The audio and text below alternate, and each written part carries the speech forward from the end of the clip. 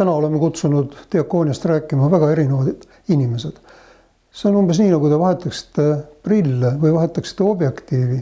Kui te vaatate ikka seda sama asja, võite näha seda mõnevõrra teistmoodi. Diakoonia ei ole mitte ainult kiriklik hoolekanne. Diakoonia on ka kommunikatsioon. Diakoonia on kahtlemata ka inimeste eest seismine, nende õiguste, nende vajaduste väljatoomine, nendele tähelepanu juhtimine, lahenduste otsimine. See, mis toimub inimese südames ja peas, eelneb alati sellele, mis toimub tema käte abil. Diakoonia tähendab teenimist ja diakon on teenija, abiline. Ja see näitab ka, mida diakoonia endast kujutleb, et ta on niisugune sotsiaalne dimensioon küll, hoolekande dimensioon, aga mitte ilmalik hoolekanne, vaid ikkagi vaimulik. Olid need kõik usumehed tollal ja ka edaspidi võib osutada, et niisugune mõiste eesti keeles nagu meditsiiniõde, siis õde pärineb ju ikkagi nunnadelt.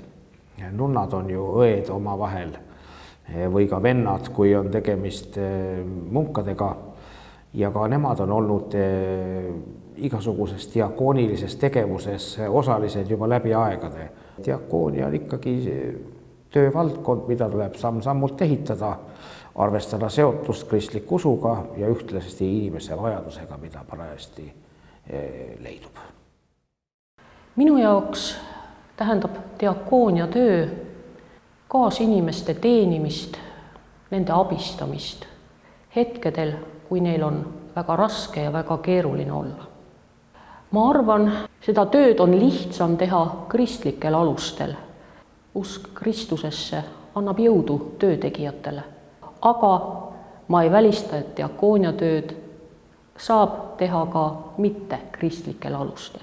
Saavad teha lihtsalt head ja hoolivad inimesed, kes veel võib-olla Kristust ei tunne. Aga nende jaoks on see lihtsalt raske. Neil pole kuskilt jõudu ammutada. Diakoonia on kirikus ja kristlikus elus kaunis läbi mõiste. Selle all mõeldakse nii vaimulikku abistamist ja teenimist jumalateenistustel, on selline vaimulik aste nagu diakoni aste, mis tähendab siis olla abiliseks jumala sõna kuulutamisel, jumalateenistuste läbiviimisel ja teisalt sealt edasi liigubki see mõiste juba ka haigete, vanade abivajajate abistamisele. On tegemist selle suure kristliku missiooniga, kutsumusega, ülesandega teenida kaasinimest ja selle läbi teenida ka Jumalat.